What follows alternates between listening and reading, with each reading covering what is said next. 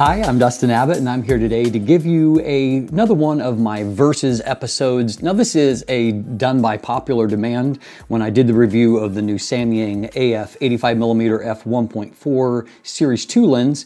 A number of you have written requesting that I do one of my comparisons and Versus videos versus a lens that you all know that I am quite fond of. I did a couple of reviews of this, including a long-term review after several years of use, and that is the Samyang AF 75mm F1.8. So two different lineups, really. This 75mm is part of what Samyang calls their tiny series. And so while they are full frame and highly functional lenses, they're really designed more around a theme of being lightweight, very portable, and with a slightly smaller maximum aperture. Whereas this 85mm F1.4 Series 2 lens is more a part of what I would call Samyang's maybe professional grade lenses that have a obviously larger maximum aperture. They're less concerned. I still think that they do a pretty good job of keeping them, lightweight and smaller, but they're more concerned with a higher grade of construction and quality optical performance, competitive optical performance with what really is more higher tier lenses. And so two different kind of types of lenses, but there's not, in theory, not a radical difference in price. Though as we're going to see, that price gap is larger because of some market pressures and sales on this particular lens. We'll dive into that in just a moment. So just to give you a quick idea of what we're doing here today, I'm going to give you some reasons to buy the 75mm. I'm going to give you some reasons to buy the 85mm. I'll give you a quick conclusion, and then I'm going to follow that with a detailed optical breakdown. For those of you that want the big picture, you can linger at the end and you can get my kind of deep dive into the optical comparison between the two to help you to make a further decision. First of all, however, a word from our sponsor. Today's episode is brought to you by Phantom Wallet, the minimalist modern wallet that is now even better with the new Phantom X that is crafted from aluminum right here in Canada.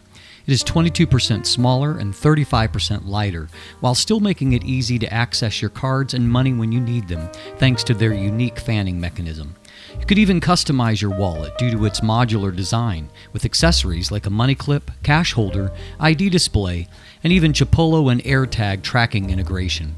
Visit store.phantomwallet.com to check out their unique sizes, styles, and finishes that span from aluminum to wood to carbon fiber, and use code DUSTIN15 for 15% off when you're ready to check out. So let's start by talking about some reasons to buy this little 75mm f1.8. You can see my definitive long-term review of it here if you want more information on it in particular. But one of the first and most obvious reasons to prefer the 75mm over the new 85mm Series 2 is price. The MSRP on the 75mm is only $399 US, but it has been at kind of a real-world price point of under $300 for the last at least 6 months or so. And so as a byproduct of that, that compares to the MSRP of $799 for the 85mm lens, which is a really, really great price for an 85mm f1.4 lens. But obviously, comparatively, you're talking about less than half of what you're paying here. And so, or I should say that this costs less than half of what the 85mm does.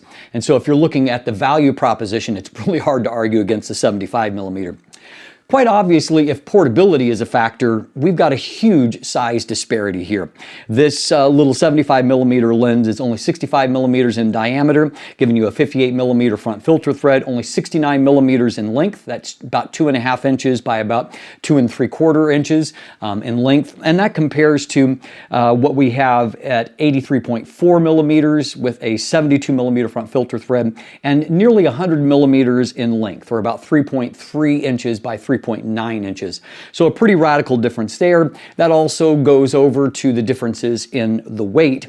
230 grams, or right over 8 ounces for the 75mm versus 509 grams, or about 18 ounces for the 85mm. Again, relatively speaking, that is lightweight for an 85mm f1.4, but if you're comparing the two, this little guy is less than half of the weight, and so much easier to bring along. It also is a little bit higher performing when it comes to minimum focus distance and maximum magnification. Now, this isn't a huge win here, but there is a win there. You can focus down as close as 69 centimeters, giving you a magnification of 0.13 times, whereas you can only focus as closely as 85 centimeters with the 85mm lens, giving you a slightly lower 0.12 times magnification. I also noted that at wide apertures, the 75mm exhibited fewer chromatic aberrations. It's actually quite a well-corrected lens, and you can see more of that if you stay tuned for the optical breakdown later. We'll also find during that optical breakdown that at wide apertures, it gives us slightly better center performance, and it's not until starting to stop down that the 85mm catches up and then surpasses in some ways once you get into smaller apertures. So there are some very clear reasons to buy the 75mm lens. So let's talk about reasons to buy the 85mm. Well, first of all, you're obviously talking about a completely different level of build quality. If you hold the two lenses in the hands, this comes across as being a plastic fantastic, which it is. The 85mm feels like a more professional grade lens. It comes also with more features, including a focus hold button, much better materials in the construction, a much nicer focus ring and the materials that go into that. This 85mm lens also has a thorough weather sealing, and so if you're going to shoot in adverse weather conditions, that might be a significant factor in the favor of the larger 85mm lens. Obviously, f1.4 gives you a lot more light gathering capabilities than f1.8 does. That's about 2/3 of a stop, which means you're in low light situations. You're going to get a little bit better focus because the sensor gets more light to work with. But also, it's going to enable you to get higher shutter speeds, which means you might be able to keep the ISO down. So that can be a significant factor if you tend to shoot in lower light settings.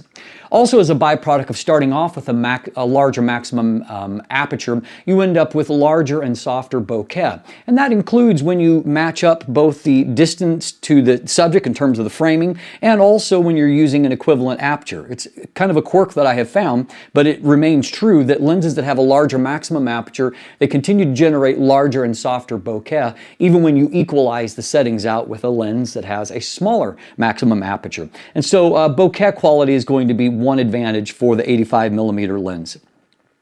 I also noted that not only is the focus ring material nicer, but also the focus action. Manual focus action is better.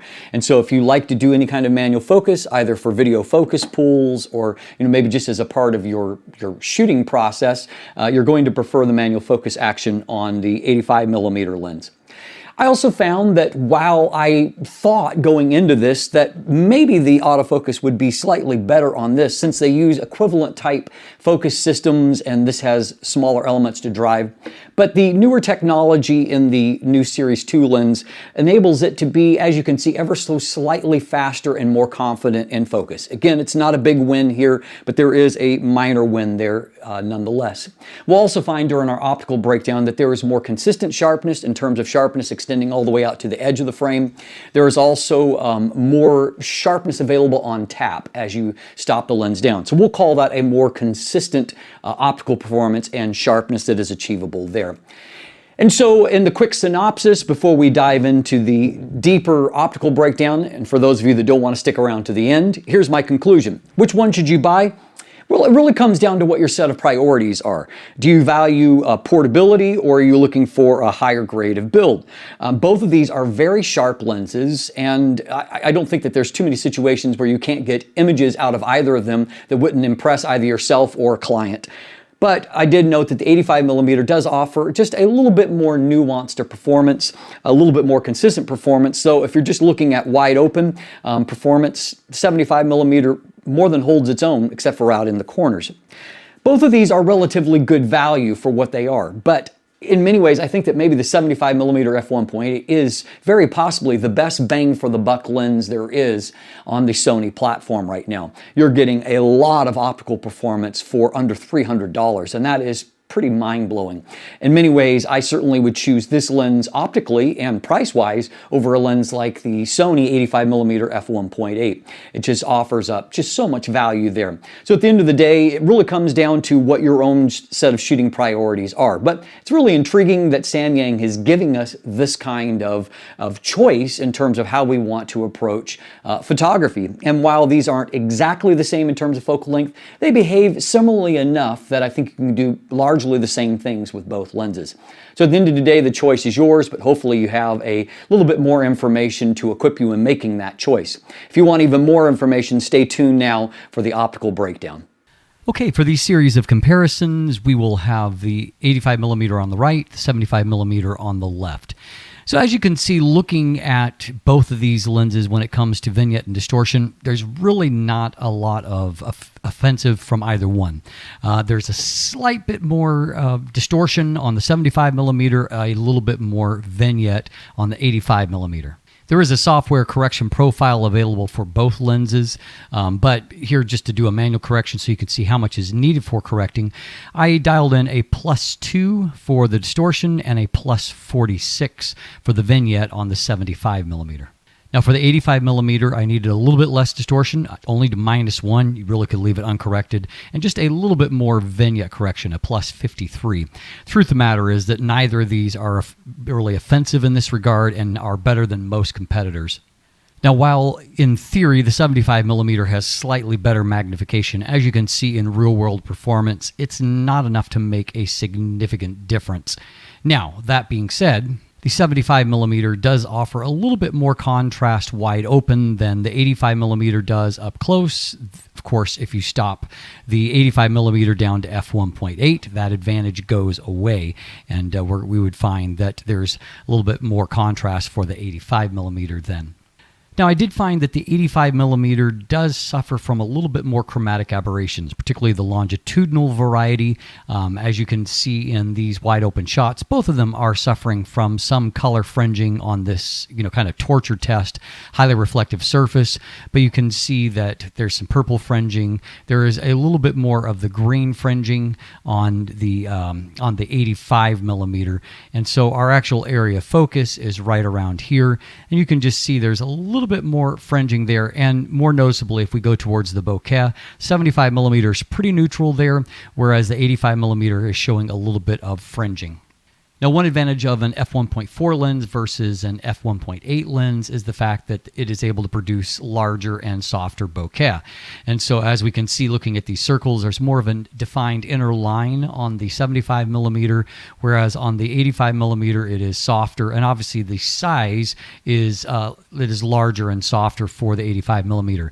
Now, interestingly, that's true even if we go to f1.8 on the 85mm. And so as you can see, the size of the bokeh circle still favors the f1.4 lens. And that's true even if we go right down to f2.8, whereas you can see that the size of the bokeh circles is still larger and overall softer than what we see on the 75mm lens.